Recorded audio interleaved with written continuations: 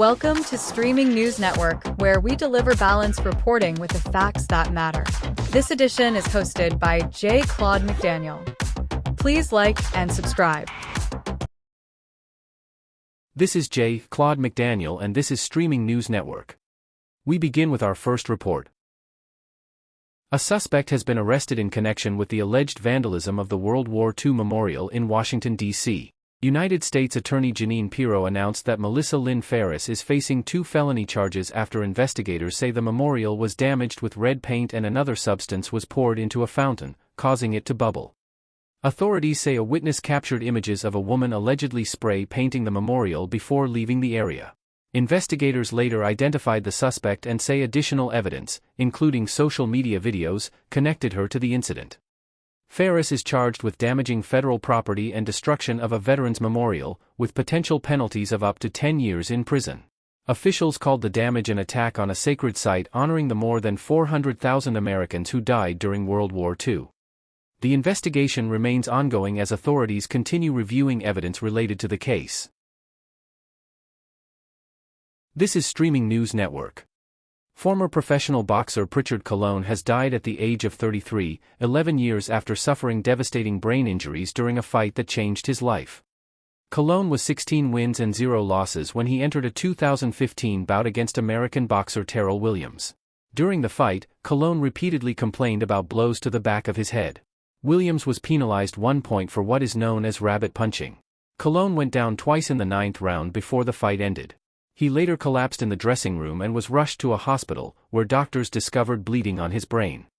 Colon never regained the ability to speak or walk independently and spent more than a decade requiring extensive care and therapy.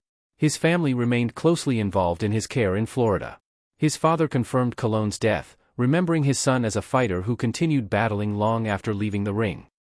A lawsuit filed by the family against the ringside doctor and fight promoters remains unresolved.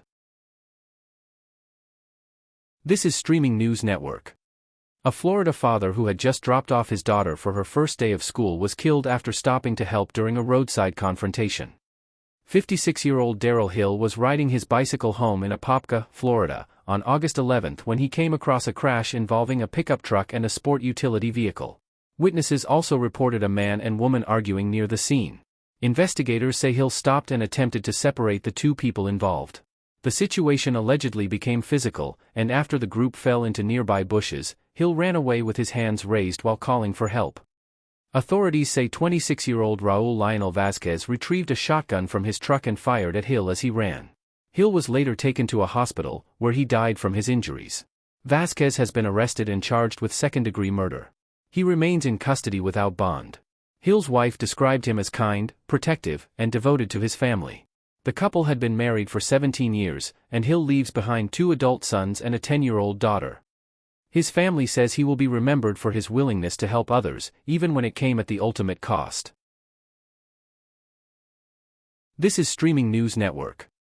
Luigi Mangione has pleaded guilty to federal stalking charges connected to the killing of UnitedHealthcare Chief Executive Officer Brian Thompson. During a court appearance, Mangione admitted to stalking Thompson before the December 4, 2024 shooting outside a hotel in Midtown Manhattan, where UnitedHealth Group was holding an investor conference. In a statement to the court, Mangione discussed his history of severe back pain and said his views about the healthcare system influenced his actions. His attorney said the guilty plea represents Mangione accepting responsibility for Thompson's death. The federal plea agreement prevents a future federal trial and could result in a sentence of life in prison. Mangione still faces a separate state murder case in New York. Mangione was arrested 5 days after the shooting at a McDonald's restaurant in Altoona, Pennsylvania, after a customer recognized him from images released by investigators. Authorities say evidence recovered during the investigation included a firearm and written materials they believe connected Mangione to the crime. The case has received widespread attention, with public reaction sharply divided. While the killing has been condemned, some supporters have focused on Mangione's stated criticisms of the health insurance industry. Brian Thompson led UnitedHealthcare as Chief Executive Officer beginning in 2021 and had been with the company's parent organization for 2 decades. This is Streaming News Network. A political debate is developing over Minnesota Lieutenant Governor Peggy Flanagan's campaign for the United States Senate and her statement that she would become the first Native American woman to serve in the chamber if elected. Flanagan, who is Ojibwe and a member of the White Earth Nation, has highlighted her Native American heritage as a historic part of her campaign. The claim has drawn criticism from political commentator Joe Concha, who questioned whether Senator Elizabeth Warren's previous claims of Native American ancestry should also be considered in discussions about historical firsts. Warren faced criticism in 2018 after releasing DNA test results related to her ancestry. She later apologized to the Cherokee Nation for using those results in connection with her claims of Native American heritage. Supporters of Flanagan's position point to her tribal citizenship and community ties as the basis for her historic distinction, while critics continue to debate how Native American identity should be recognized in political discussions. The issue highlights ongoing conversations about ancestry, tribal affiliation, and representation in American politics. This is Streaming News Network. A political battle is intensifying in California over immigration enforcement and sanctuary policies following the killing of a retired resident in Martinez. Critics of California's sanctuary policies argue that limiting cooperation between local authorities and federal immigration officials can create public safety risks. Federal officials, including Border Czar Tom Homan, have criticized Governor Gavin Newsom and state leaders, saying greater communication about the release of criminal defendants could help prevent future crimes. Supporters of California's approach argue that sanctuary policies are designed to build trust between immigrant communities and law enforcement, while maintaining public safety. Newsom's office has rejected claims that state policies are responsible for individual crimes and says California remains committed to protecting residents. The controversy comes amid a broader national debate over immigration enforcement, criminal justice policies, and the role of state and federal governments in addressing public safety concerns. The Martinez case has become a focal point in that debate, with both sides using the incident to argue for their positions on how communities should handle immigration enforcement and criminal justice. This is Streaming News Network. A Georgia man is facing multiple criminal charges after police say he broke through a wall between two apartments and attacked a 15-year-old girl. Authorities in Gainesville say 29-year-old Obed Reyes allegedly entered an apartment complex unit on Summit Street Southeast by smashing through a closet wall connected to a neighboring apartment. Police say Reyes then attacked the teenager inside the home, allegedly grabbing her by the hair and repeatedly striking her while younger family members were present. Investigators say the girl managed to escape into a common area, but the suspect allegedly continued the attack before witnesses called 911. Officers arrived and intervened, stopping the assault and taking Reyes into custody. Reyes has been charged with kidnapping, aggravated assault, burglary, criminal attempt, and 2 counts of cruelty to children. Police Chief Jay Parrish praised the witnesses who quickly reported the incident, saying their actions helped prevent further harm. Authorities say the suspect and victim lived in the same apartment building but did not know each other. Reyes remains jailed without bond as the investigation continues. This is Streaming News Network. A planned Florida political rally featuring Democratic Representative Rashida Tlaib has been relocated after the original venue canceled its reservation, citing security concerns. The event, organized by the progressive group Gen Z for Change, was scheduled near Fort Lauderdale and was set to feature Tlaib supporting several progressive candidates ahead of upcoming elections.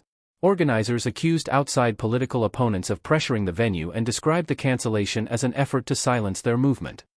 A representative from the venue said the decision was not based on political views, but on concerns about security after learning shortly before the event that a high-profile elected official would be attending.